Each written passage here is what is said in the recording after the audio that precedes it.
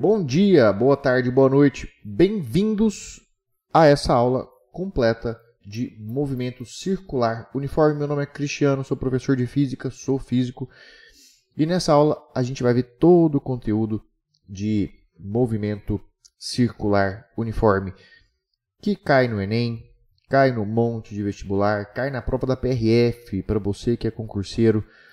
Enfim, antes de mais nada, considere se inscrever no nosso canal, até porque é conteúdo educacional e conteúdo educacional merece a sua inscrição, dada a quantidade de conteúdo duvidoso que existe no nosso YouTube.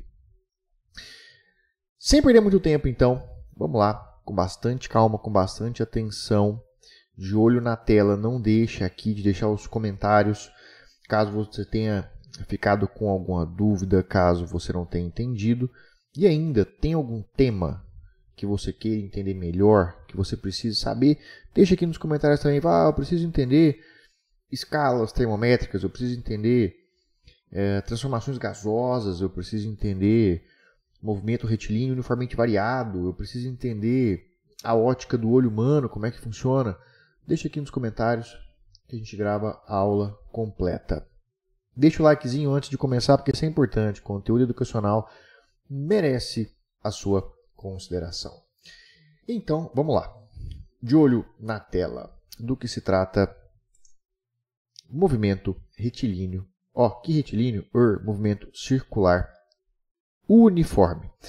Para começo de conversa, essa palavra uniforme aqui significa valor da velocidade constante. Vamos escrever isso aqui, Então, movimento circular uniforme. Isso aqui significa valor da velocidade. Valor da velocidade constante. Valor da velocidade constante. Quero que você se atente para um fato que é o seguinte.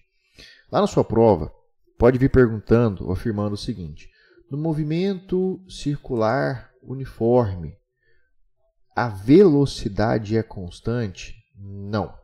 Por quê? Porque velocidade é um vetor. Velocidade tem módulo, direção e sentido.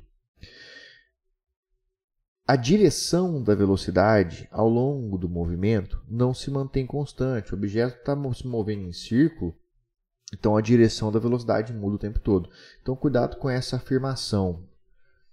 Para você que vai fazer vestibular, para você que vai fazer um concurso da PRF, a velocidade no movimento circular uniforme é constante. Não.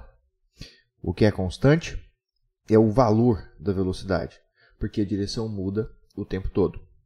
Então, no movimento circular uniforme, portanto, o valor da velocidade é constante. E do que se trata esse tal desse movimento circular uniforme? Vamos começar a definir algumas coisas.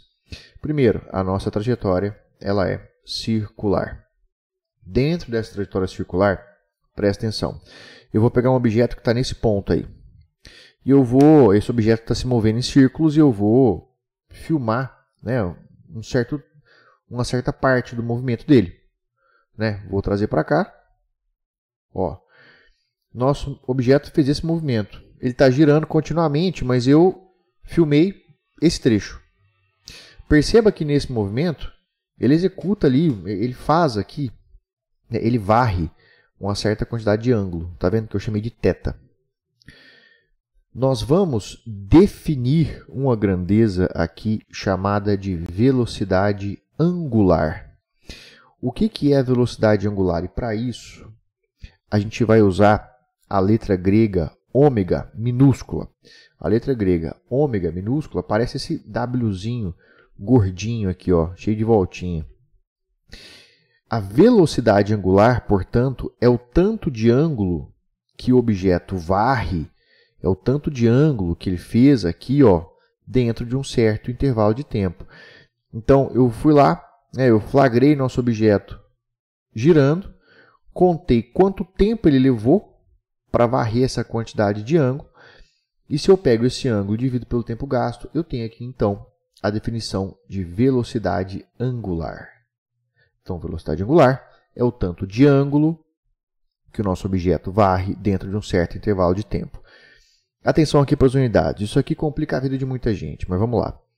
O tempo, ele oficialmente é medido em segundos, não é minutos nem horas, segundos.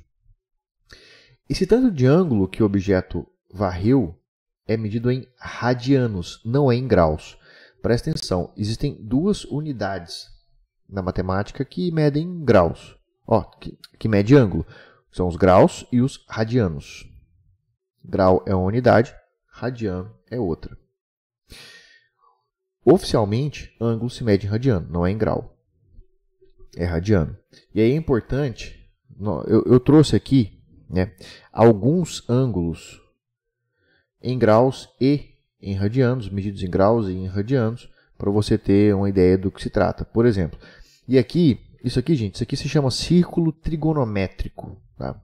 O círculo trigonométrico é um círculo que é dividido aqui em 360 partes, e essas divisões começam aqui na extrema direita. Cada microparte dessas 360, né, cada pedacinho dessas 360 partes, dessas 360 divisões, né, corresponde a um grauzinho, que começa aqui na extrema direita. Então, se nós andarmos 1/4 do círculo, e aí, por definição matemática, esse movimento aqui ele é sempre feito no sentido anti-horário. Então, se nós andarmos 1/4 de círculo, 1/4 de 360 graus, teremos andado 90 partes, 90 subdivisões, ou seja, 90 graus. Se nós andarmos meia volta, metade dessas 360 divisões, teremos andado 180 partes, 180 graus. E assim vai, 270 partes ou 270 graus, até chegarmos em uma volta completa, 360 graus. A outra unidade que mede esses ângulos é o radiano. 0 grau corresponde a 0 radiano. E 360 graus corresponde a 2 pi radianos. Entenda, não é o intuito da aula te mostrar toda a origem dessa unidade. Então, só quero que você memorize isso. 0 grau, 0 radiano, 360 graus, uma volta completa, 2 pi radiano. Ah, professor, pi é aquele troço lá, 3.14? É, mano, é aquele 3.14. Aí vem a pergunta infeliz que não quer calar. Tenho que substituir pi por 3.14? Não, você não vai fazer isso. A não ser que a questão te peça. Caso contrário, pi é pi, até o final da sua conta. Seguindo a mesma lógica, então, se eu ando 1/4 de volta, eu vou andar 1/4 de 2π, ou seja, π sobre 2 radianos. Se eu der meia volta completa, metade de 2π, ou seja, π radianos. E assim segue 3π sobre 2 até completarmos uma volta completa. Memorize pelo menos um ângulo. E o seu valor correspondente entre grau e radiano. Memorize pelo menos um só. Porque em qualquer outro que você precisar, você faz uma regra de 3. Exemplo, vou dar um exemplo para você aqui. Ó. Vamos supor que você precise saber qual é o valor do ângulo de, sei lá, 30 graus em radianos. Você não sabe quantos pi radianos é 30 graus. Mas você memorizou, você decorou o de 180. Você sabe que 180 equivale a pi radianos. Você vai fazer uma regra de 3 aqui. Ó. Você vai multiplicar cruzado. 180x igual a 30... 180x igual a 30... Pagou aqui. Igual a 30π. Passa o 180 dividindo. Você vai ver que 30π dividido por 180 é a mesma coisa que π sobre 6 radianos. Então, memoriza pelo menos um valor, pelo menos um ângulo entre grau e radiano, para você poder fazer essa regra de 3 depois. Só a título de exemplo, aqui, ó, isso aqui é um círculo mais completo, tá vendo? Tem vários valores de ângulos aqui, com as unidades entre graus e radianos. Você encontra isso facilmente na internet, mas na prova você não vai ter essa figura à disposição. Então, memoriza pelo menos um. Vai lá, faz uma regra de 3, caso seja necessário, para você efetuar o seu cálculo. Vamos fazer um exemplo de como é que se calcula velocidade angular. Olha esse exemplo. Calcule a velocidade angular de um ponto qualquer, num círculo, que gira 30 graus em 10 segundos. Repara que a questão trouxe aqui o ângulo em graus, 30 graus. Vou poder usar isso aqui dessa maneira? Não vai. Você vai ter que usar isso aqui em radianos. Então você vai lá, 30 graus, π sobre 6 radianos. É exatamente a regra 23 que acabamos de fazer, que eu fiz aqui como exemplo. Agora sim, você vai lá, você vai usar a nossa definição. Velocidade angular, variação de ângulo pela variação do tempo. O ângulo dado aqui em radianos, π sobre 6, dividido por 10. Sabe fazer? Eu vou revisar, que pode ser que você se complique um pouco. Eu não sei se você sabe fazer divisão entre fração e número. Tá vendo? Então, uma fração dividido por um número. Vamos lembrar isso aqui, ó. Lembrar um pouquinho de matemática. Sempre que você tiver, vou fazer aqui dentro do círculo aqui, ó, de verde, uma fração A sobre B dividido por C. Como é que você vai proceder esse cálculo?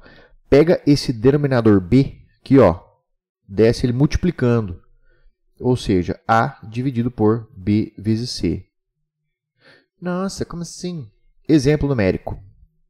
2 terços dividido por 5. Como é que a gente faz isso? Pega o 3 e desce multiplicando. Quanto que é 3 vezes 5? Isso mesmo, você acabou de falar. 2 sobre 15. Ah, é assim que faz? É, velho, é assim que faz. Olha aqui. 4 sétimos dividido por 3. Como é que eu faço isso? Pego esse denominadorzinho e desce multiplicando. Quanto que é 7 vezes 3? É isso mesmo que você falou. 4 sobre 21. Ah, é assim que faz? É assim que faz. Π sobre 6 dividido por 10. Como é que eu vou fazer então? Pega esse 6 e desce multiplicando. Quanto que é 6 vezes 10? É isso mesmo que você falou. Esse nosso corpinho, ele gira π sobre 60 radianos a cada segundo. Importante, qual é a unidade de medida da velocidade angular? Oficialmente, radianos por segundo. Por quê? Eu estou dividindo radianos por segundo. Ah, o tempo pode ser em minutos? Radianos por minuto? Então, poder pode, mas não é o jeito oficial de se medir, entendeu?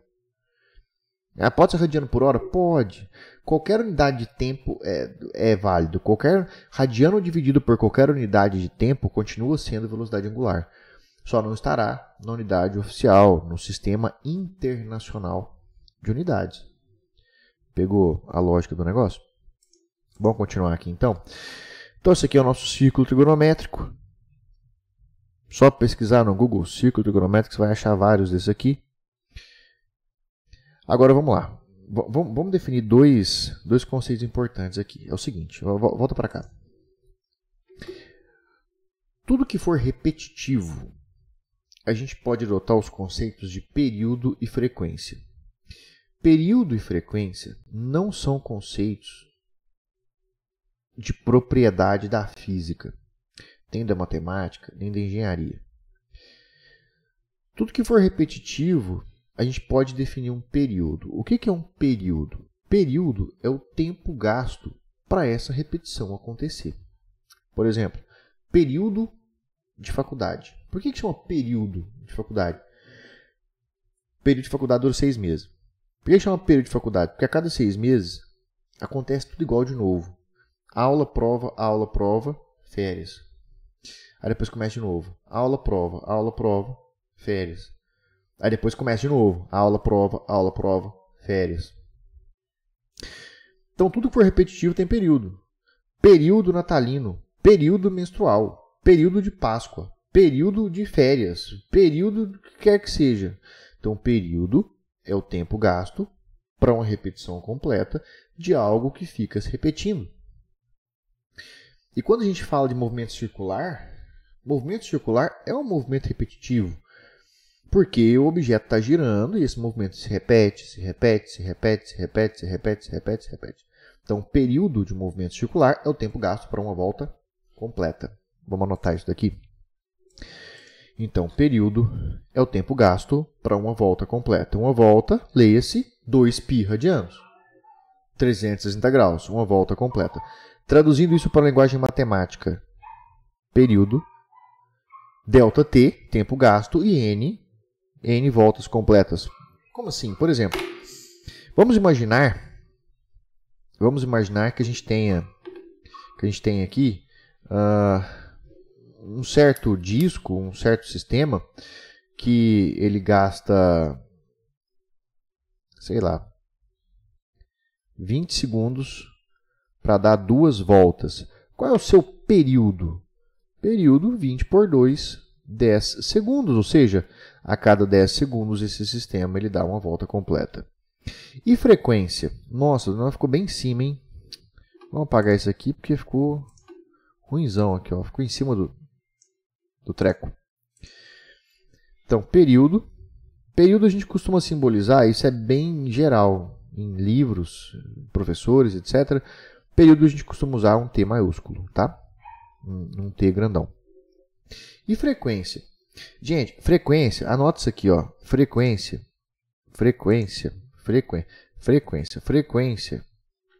é sinônimo de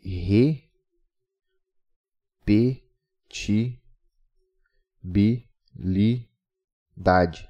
Quando você está falando em frequência, você está falando em repetibilidade. Você está falando em repetibilidade. Por exemplo, aqui, ó.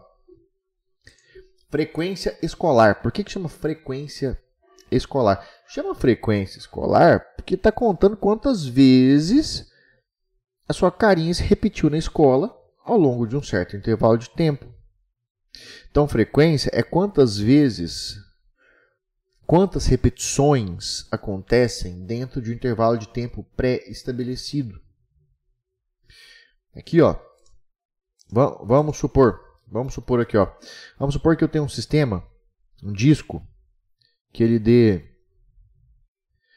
100 voltas em 50 segundos. Qual é a sua frequência de giro? Qual é a sua repetibilidade? 100 por 50. 100 por 50. 2. Quer dizer que esse disco dá 2 voltas completas, 2 repetições a cada 1 segundo. Aí tem um detalhe importante, que é o seguinte, ó. Vamos lá. É o seguinte, esse tempo, ele pode ser qualquer unidade. Ele pode estar em horas, minutos, segundos, etc. Se esse tempo tiver em minutos, a frequência será medida numa unidade chamada RPM. Rotações, repetições por minuto. Se esse tempo tiver definido em segundos, a frequência será definida em repetições por segundo. Só que tem um detalhe top da balada. Repetição por segundo tem nome. Repetição por segundo, a gente utiliza símbolo Hz. O nome disso aqui é Hertz. No caso do nosso exemplo, foram 100 voltas em 50 segundos. 100 por 50, 2 Hertz, ou seja, 2 voltas a cada segundo.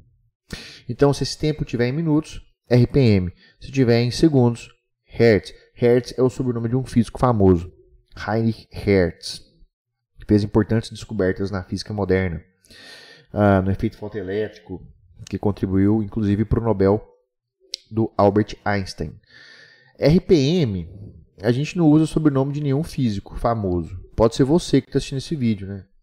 Se o dia ficar famoso, pode ser que a RPM use seu sobrenome, sei lá, Silva. Imagina, 100 voltas em 2 minutos. 100 voltas em 2 minutos, 50 Silvas. Pode ser. Eu chamo Oliveira, né? 100 voltas em 2 minutos. 2 Oliveiras de frequência. Por enquanto não tem sobrenome de ninguém famoso. Então, se o tempo tiver em minutos, RPM. Se tiver em segundos, a gente usa o sobrenome desse físico alemão, Hertz. Não se usa RPS, rotações por segundo, repetições por segundo. Tá? Importante aqui a gente observar o seguinte. Não, mas a voz está ruim demais. Repara que período e frequência utiliza a mesma fração, só que invertida. Ou seja, vai uma dica matemática forte para você aqui. Ó. Período é o inverso da frequência. E, naturalmente, frequência é o inverso do período. Essa dica é muito útil. Para você achar a frequência a partir do período, só inverter o número. E para você achar o período a partir da frequência, é só inverter o número também. Exemplo. Nesse meu exemplo verde, se o disco tem período de 10 segundos, qual é a sua frequência? 1 sobre 10 Hz. No segundo exemplo, vermelhinho, se esse disco tem frequência de 2 Hz, qual é o seu período? 1 sobre 2 segundo. A partir desses dois conceitos, de período e frequência, a gente define duas fórmulas novas para velocidade angular. Parabéns para mim, eu escrevi bem em cima do texto. Vai ficar. Nós temos a definição geral de velocidade angular, Δθ por ΔT, que foi o que nós vimos. E agora nós temos duas fórmulas novas utilizando os conceitos de período e frequência. 2π sobre período ou 2π vezes frequência. Agora presta atenção. Em 99,9999% das questões, você vai usar para calcular a velocidade angular essas duas fórmulas. Ah, mas e essa aqui, que é a definição geral? Então, quase nunca você vai usar. Não vou dizer nunca, porque de repente chega na sua vez de fazer vestibular e você tem que usar essa fórmula. Aí você vai falar assim, nossa, aquele professor mentiu para mim. Mas na grande maioria das vezes você vai usar 2π sobre período ou 2π vezes frequência. E a unidade continua a mesma, radianos por segundo. Toma cuidado, oficialmente no sistema internacional, período sempre medido em segundos. E oficialmente no sistema internacional, frequência medido em hertz. Exemplo. Calcule o período de giro de uma partícula cuja velocidade angular é de 10π radianos por segundo. Eu quero o período. Vamos calcular o período. Ômega igual 2π sobre o período. O ômega foi dado para nós, está aqui, ó, velocidade angular 10π radianos por segundo. 10π igual 2π sobre o período. Multiplica cruzado. Passa o período para a esquerda. E passa esse 10π para a direita, dividindo. Olha lá, ó. Período igual 2π sobre 10π, adivinha? Você simplifica, né? Π quarta com π, 2 por 10, 1/5 de segundo.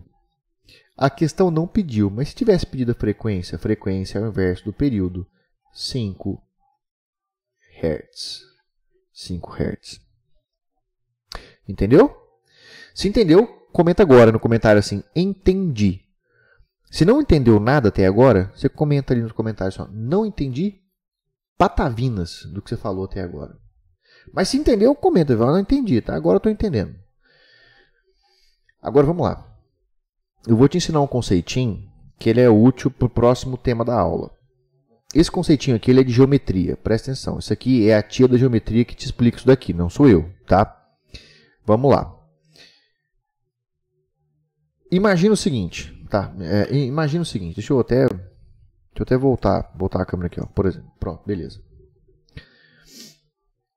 Imagina o seguinte, imagina que você está fazendo rotatória. Uma rotatória qualquer, da sua cidade aí. Ah, minha cidade não tem rotatória, não é possível. Você está fazendo rotatória. Ou seja, você está executando uma certa quantidade de ângulo. Você está varrendo uma certa quantidade de ângulo. Você tem uma certa velocidade angular. Certo? Beleza. Necessariamente, para ter essa velocidade angular, você tem que estar acelerando o seu carro, sua moto, tem que ter velocidade. Tem que ter velocidade medida em km por hora, sabe? Então, repara que você só tem velocidade angular, medida em radianos por segundo, se você tiver a velocidade, essa que a gente conhece comum, medida em km por hora, metros por segundo, no sistema internacional. Então, você só tem velocidade angular se você tiver velocidade linear. Entendeu?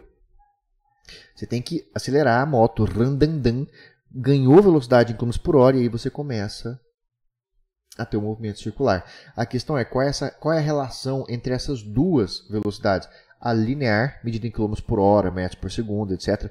E a angular. E essa relação ela é extremamente importante. Presta atenção, principalmente se você vai fazer Enem.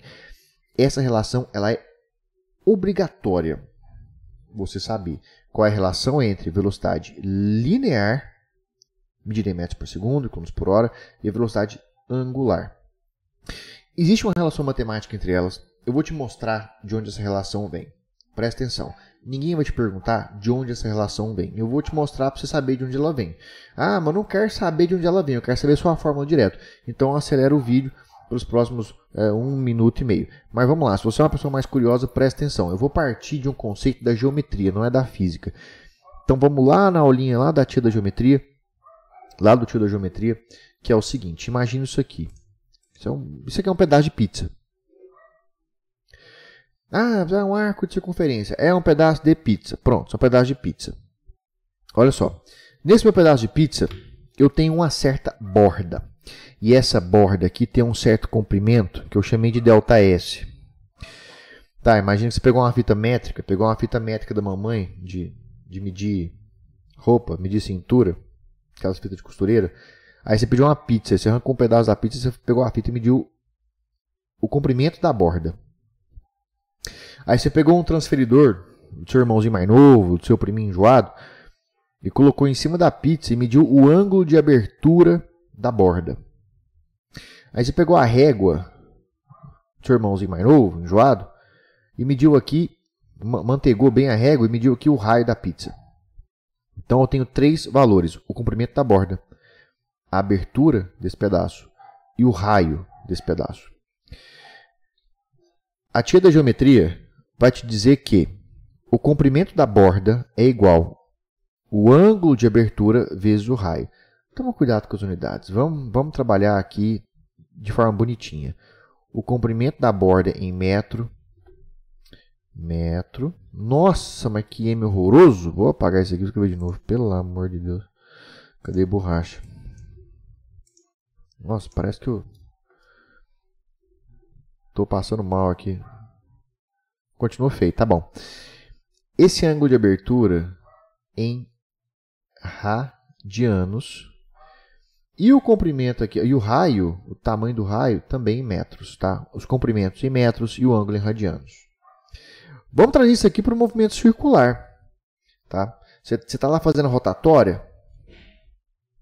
Então, o comprimento aqui desse pedaço da rotatória é igual ao ângulo de abertura dessa rotatória vezes o raio da rotatória. O que eu vou fazer agora? Presta atenção aqui, ó. Presta atenção na historinha. Se você está executando a rotatória, se você está andando aqui, ó, você está andando, você está fazendo rotatória, o tempo está passando, concorda? Porque o tempo não para de passar. Então eu vou pegar essa relação aqui da geometria e vou dividir ela dos dois lados pelo tempo, porque o tempo não para de passar. Agora, olha só. Olha só. ΔS por ΔT, comprimento por tempo, metro por segundo. O que é isso aqui? Ó, metro por segundo, você conhece. Isso aqui é velocidade. Agora, olha para o lado direito. Nós temos Δθ, ou seja, ângulo, e o raio da rotatória.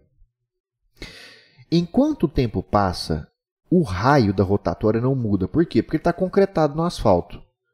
Então, passam-se dias, meses, anos, décadas, o raio não muda, ele está concretado. Então, essa divisão raio por tempo não tem sentido físico. Agora, olha aqui, ângulo por tempo. Enquanto você está andando, o tempo está passando, esse ângulo está se modificando, ele está abrindo cada vez mais. Ou seja, ângulo por tempo tem sentido. E o que é ângulo por tempo? Ângulo por tempo você já sabe, você já aprendeu no slide anterior. Velocidade angular. Então aqui eu tenho a relação mais mágica de todas. Eu vou aqui, ó. Presta atenção. Tá aqui um coraçãozinho. Tá aqui outro. Isso aqui é uma das relações mais importantes que você tem na física, tá? Do ensino médio. Velocidade linear, medida aqui em metros por segundo, é igual a velocidade angular, medida em radianos por segundo, vezes o raio medido em metros. É a relação que mistura os dois tipos de velocidade que a gente tem. A medida em metros por segundo e a medida em radianos por segundo. Isso é maravilhoso. Isso aqui é essencial para o que vem pela frente. Vamos fazer um exemplinho. Calcule a velocidade linear, aquela medida em metros por segundo, de um corpo que executa um movimento circular uniforme de 10 centímetros de raio e velocidade angular de 10 radianos por segundo. Beleza? Eu quero a velocidade linear. Eu tenho o raio e a angular. A única coisa que eu tenho que tomar cuidado é com esse raio, que está em centímetros. Tem que passar para metro. Tá? Quando a gente passa de centímetro para metro, caso você queira anotar, caso você tenha esquecido, de centímetro para metro, a gente divide o valor por 100. Então, 10 dividido por 100 é 0,01. Então, está aqui, ó, ômega. Nossa senhora, ômega e o raio. 10 vezes 0,1, 1 metro por segundo. Pronto. Até agora, o que nós temos? 3 fórmulas para calcular a velocidade angular e uma relação entre as duas velocidades. Lembrando que das 3 fórmulas de velocidade angular, essas duas aqui são as mais usadas. Agora a gente vai para a última parte da aula, onde a gente vai usar essa relação de velocidades.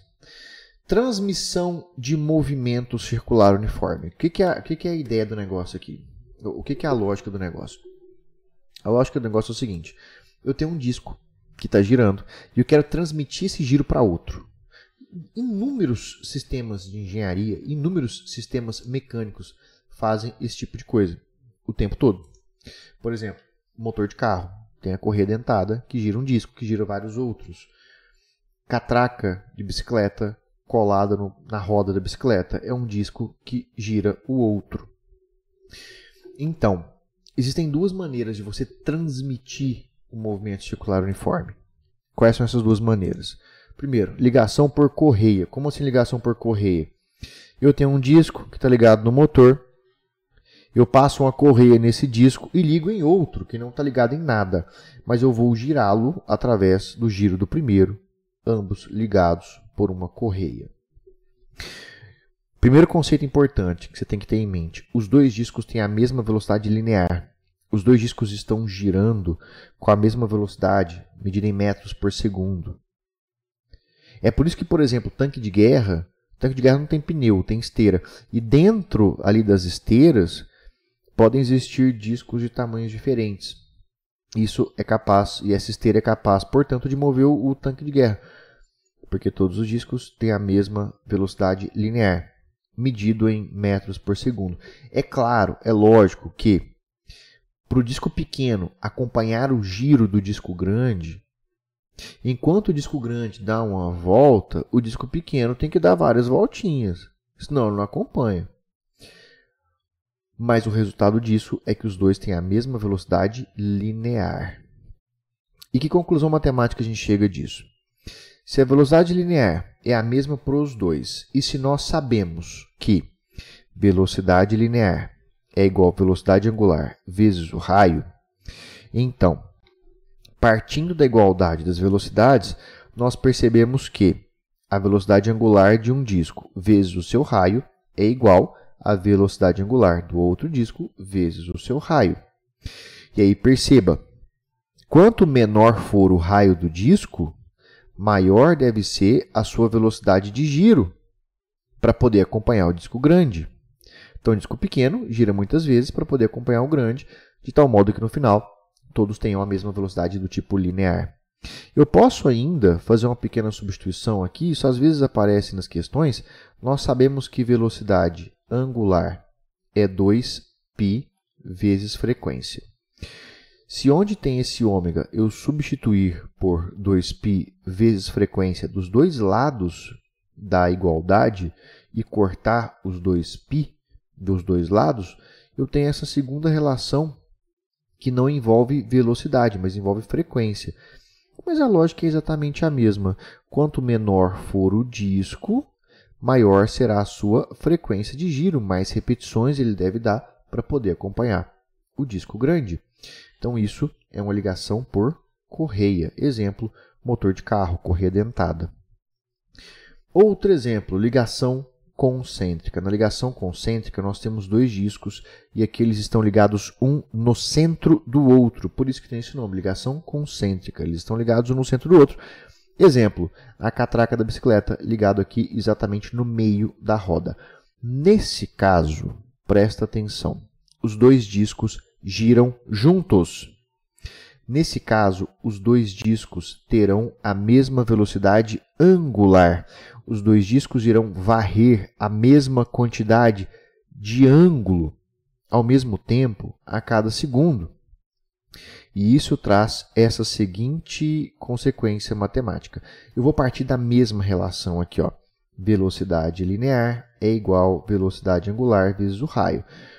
Ou seja, a velocidade angular é a linear dividido pelo raio. Aqui, ó. Então, como a velocidade angular é a mesma para os dois, quer dizer que essa fração aqui é a mesma para os dois. Velocidade do disco 1 sobre o seu raio é igual a velocidade do disco 2 sobre o seu raio. Isso traz uma consequência interessante. Quanto menor for o raio do disco, menor será a sua velocidade linear.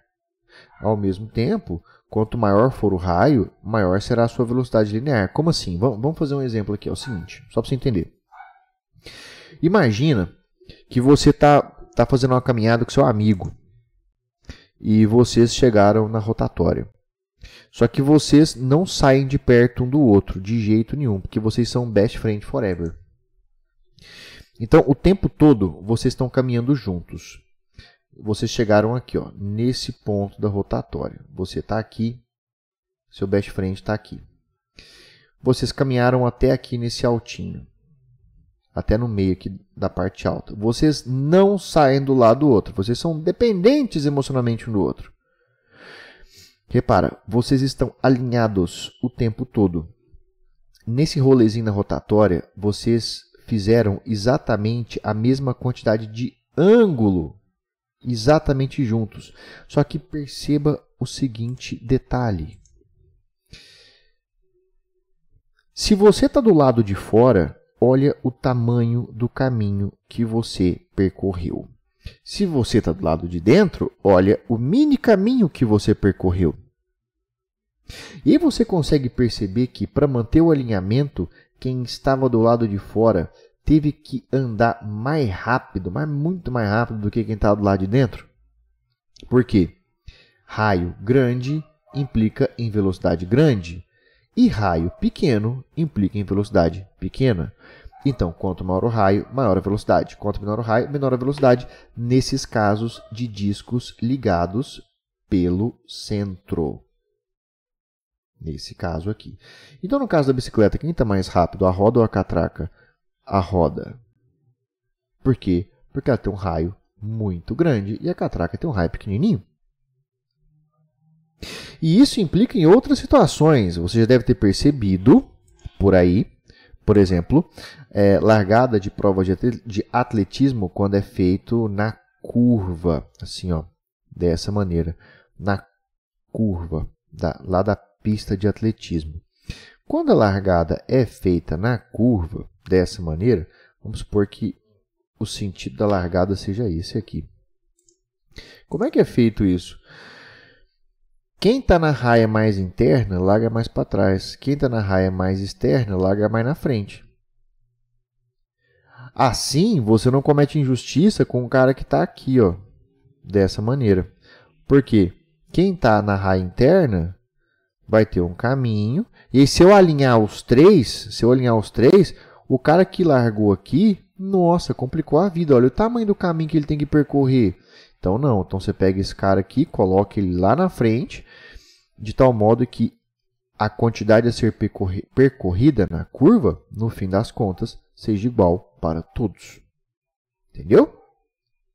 Se entendeu até agora, comenta-se. Nossa, entendi. Nossa, finalmente entendi. Você já tinha percebido isso? Se você nunca percebeu isso, comenta também. Nossa, eu nunca percebi isso. Se já percebeu, comenta também. Fala assim, não, isso é óbvio. Qualquer Né? Qualquer maluco já percebeu isso. Isso é muito lógico. Você acha isso lógico? Se você acha lógico, comenta. Fala, nossa, isso é óbvio. Isso é muito óbvio. Vamos fazer um exemplinho aqui, ó. Duas polias A e B estão conectadas por uma correia. Ó, correia, ligação por correia. Ligação por correia, a velocidade linear das duas é a mesma. A polia A tem raio 1 e 2, né? A polia A tem raio de 10 centímetros e gira com frequência de 5 Hz, rotações por segundo. A polia B tem raio de 5 centímetros. Considerando que no deslizamento, qual é a frequência de rotação da polia B? Aqui ele usou a relação entre frequências e raios. Então, frequência da polia A vezes o seu raio é igual frequência da polia B vezes o seu raio.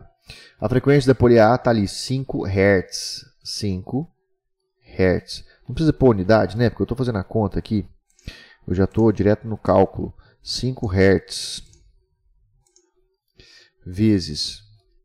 Qual é o seu raio? 10 centímetros. Frequência da polia B. É o que eu quero saber. Qual é o seu raio? 5 centímetros. É tudo multiplicação.